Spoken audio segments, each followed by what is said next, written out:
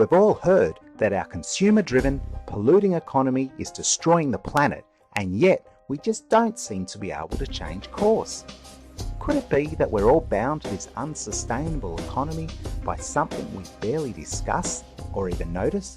Could it all come down to the way we've privatised land?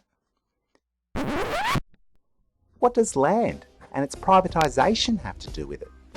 It is this that this short video explores. In our society, unless we inherit, we all have to pay our rent or mortgage, and this is no small thing. Did you know that the term mortgage comes from the Latin debt until death? Just think about it. Land for housing is by far the biggest lifelong cost we face, and it's not optional, we need it to survive. This pressure's enormous, and it's getting much worse.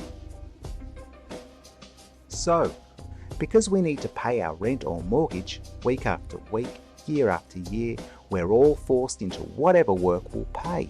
We're also forced into a whole host of cheap consumer options, all made possible by cheap oil. With all of us needing this, the market economy is driven on and on, in a relentless pursuit of growth. Even if you decided not to participate in this economic system and build your own house and grow your own food, you'd first need to buy the land, and this would involve a lot of dropping in to our current economic system. In summary, what this video is saying is that there's a powerful connection between the privatisation of land, our consequent need for paid work, and our endless dependence on economic growth. So how could we find a way out of this unsustainable cycle? Well, stepping right back, the first thing we could ask is, why do we so unquestionably accept that land is private and has to be paid for? After all, land wasn't created by the market, or the state for that matter.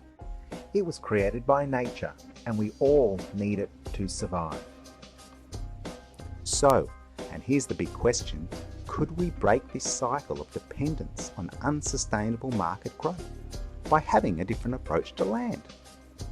Well, actually, there is a different approach. In this alternative, people don't own land, but rather live and are productive on land commons.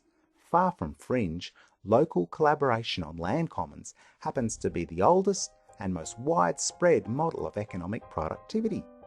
However, many people in the developed West have simply forgotten about our heritage of land commons, a heritage that largely ended with the enclosure of the commons in Europe by the 18th century, and an enclosure which spread through the world through a capitalist colonisation.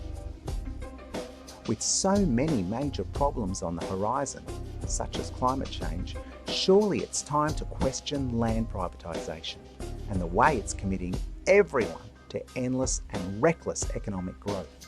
This might all sound huge, but there are simple and effective ways to develop land commons, and we're closer to an option than you might think.